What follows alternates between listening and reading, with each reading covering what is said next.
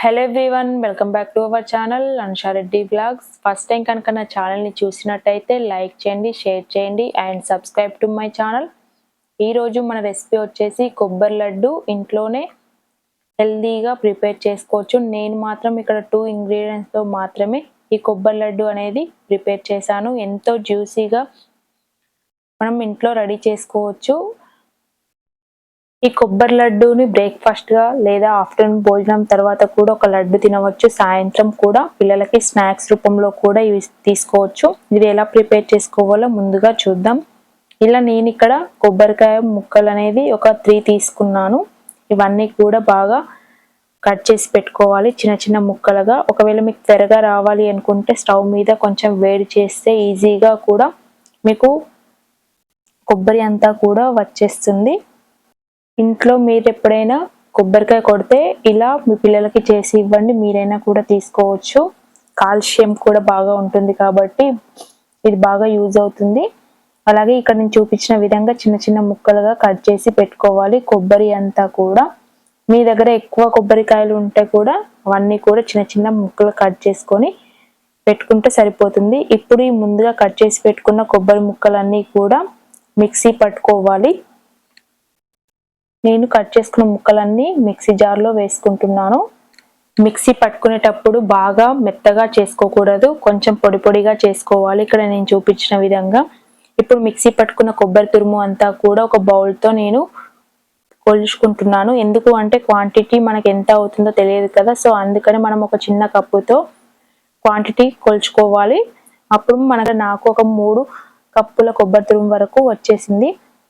చూడండి ఇక్కడ నేను ఎంత కోరుగా చేసుకున్నానో అలా చేసుకుంటే సరిపోతుంది. కొబ్బరి తురుము అంతా కూడా ఇప్పుడు కొబ్బరి తురుము ప్లస్ 3 కప్పుల కొబ్బరి తురుముకు నేను 1 కప్పు బెల్లం తీసుకున్నాను. మీకు ఒకవేళ స్వీట్ ఎక్కువ కావాలి అనుకుంటే కొబ్బరి తురుముకు 2 కప్పుల వరకు బెల్లం వేసుకోవచ్చు, లేదు అంటే 1.5 వేసుకుంటే సరిపోతుంది తీపి ఎక్కువ తినాలనుకునే వాళ్ళకి. ఇక్కడ నేను ముందుగా స్టవ్ ఆన్ చేసుకొని ఒక కడాయి పెట్టుకున్నాను. కడాయిలో కొంచెం మీరు నెయ్యి అయినా వేసుకోవచ్చు, నూనె అయినా వేసుకోవచ్చు. ఇక్కడ నేను ఏది వాడడం లేదు, ఓన్లీ కొబ్బరి తురుము అంతా కూడా పచ్చిది కాబట్టి తేమ అంతా పోయే వరకు ఇక్కడ వేయించుకుంటున్నాను. మనకి అప్పుడు కొబ్బరి తురుములో ఉన్న తేమ అంతా కూడా పోయి కొంచెం క్రిస్పీగా అవుతుంది కొబ్బరి తురుము అంతా కూడా.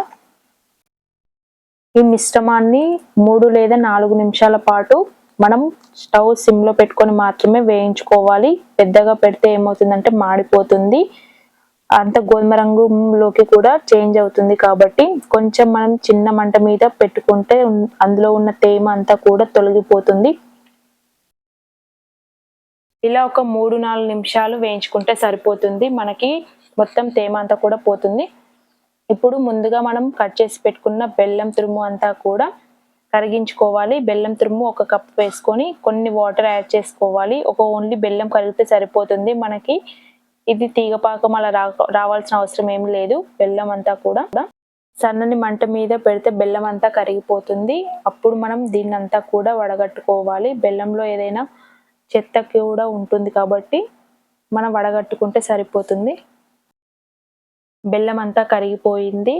ఇప్పుడు వేరొక కడాయి తీసుకొని అందులో కరిగిన బెల్లం అంతా కూడా జాలితో వడగట్టుకోవాలి. మీకు ఒకవేళ కావాలి అనుకుంటే డ్రై ఫ్రూట్స్ కూడా వేయించి పెట్టుకోవచ్చు. మనం ముందుగా వేయించి పెట్టుకున్న కొబ్బరి తురుము అంతా కూడా యాడ్ చేసుకోవాలి. ఇదంతా కూడా సన్నని మంట మీదనే చేసుకోవాలి. ఇప్పుడు బెల్లం అంతా కూడా కొబ్బరికి పట్టుకుంటుంది. అప్పుడు మనకి లడ్డూలు కూడా చాలా స్వీట్గా ఉంటాయి. ఒక 2 మినిట్స్ వేయించి పెట్టుకోవాలి కొబ్బరి తురుము అంతా కూడా బెల్లంలో కలిసేటట్టుగా. 2 మినిట్స్ వేయించుకున్న తర్వాత స్టవ్ ఆఫ్ చేసుకోవాలి. ఇదంతా మిశ్రమం అంతా కూడా చల్లారనివ్వాలి 2 మినిట్స్. ఇలా చల్లారిన తర్వాత మనం చిన్నగా ఉండల్లాగా చేసుకోవాలి, అంటే లడ్డులాగా ప్రిపేర్ చేసుకుంటే సరిపోతుంది. మీకు ఒకవేళ కావాలి అనుకుంటే చేతికి నెయ్యి కానీ నూనె కానీ అప్లై చేసుకోవచ్చు లడ్డూలు చేసుకోవడానికి. నేను ఇక్కడ ఏం వాడలేదు. మనకి జ్యూసీగా కూడా ఈ కొబ్బరి లడ్డూలు అనేది కూడా రెడీ అయిపోయింది. ఈ చిన్న వీడియో మీకు నచ్చినట్టయితే లైక్ చేయండి, షేర్ చేయండి and subscribe to my channel. Thanks for watching.